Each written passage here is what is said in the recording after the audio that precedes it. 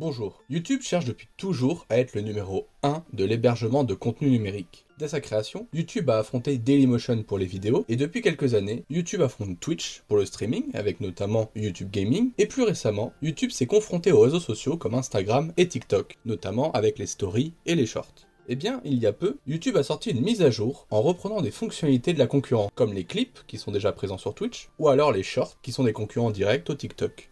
Alors, est-ce que YouTube a simplement repris les fonctionnalités ou est-ce qu'il a apporté un vent de nouveautés? Je vous donne les éléments de réponse dans la vidéo. Tout d'abord, on peut se demander comment un site peut devenir le numéro 1 des contenus numériques. Dans un premier temps, il suffisait d'être pionnier, comme Dailymotion et YouTube en son temps. Mais avec la concurrence, il faut une nouvelle singularité. Il faut avoir du contenu viral. Et un contenu viral est souvent court, pour être facilement regardable et jouant sur les sentiments humains pour être fortement partagé. Et c'est avec ces objectifs que sont nés les stories sur les réseaux sociaux ou encore les clips sur Twitch. En effet, sur un stream de 8 heures d'un influenceur, certains moments sont propices au partage. On pourra penser à une certaine citation de Sardoche par exemple. Et ça, YouTube l'a bien compris et a ajouté la fonctionnalité extrait sur les vidéos. Une fonctionnalité assez intéressante car elle propose beaucoup plus d'options de personnalisation que les clips sur Twitch. Il est notamment possible d'ajouter du texte, des filtres, des sous-titres automatiques, mais aussi des musiques et des images copyrightées. Une fonctionnalité donc intéressante, même si l'inspiration sur Twitch est assez forte. À voir si elle aura du succès sur YouTube. Et tout cela nous amène au deuxième point. On en avait déjà parlé il y a peu, mais c'est la sortie officielle des shorts sur YouTube. Donc des vidéos de moins de 1 minute visant à concurrencer directement les TikTok. Les extraits sur YouTube sont d'ailleurs des shorts, mais il est également possible de faire des vidéos directement prévues à cet effet.